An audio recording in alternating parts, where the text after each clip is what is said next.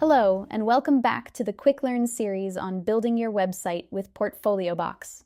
Today, we're going to talk about adding elements to your sections. This is a great way to enhance your website's design and functionality by customizing the content and layout of each section. Let's get started. Start by clicking the pen icon next to an element on the page. This will bring up the context menu. From there, click on Add Element below. You'll see a list of options for different elements you can add. For this example, let's choose to add a header. Once you've selected the header option, it will be inserted below the element you initially right-clicked on. Let's click the pen icon next to the header and choose Change Content to edit the sample text.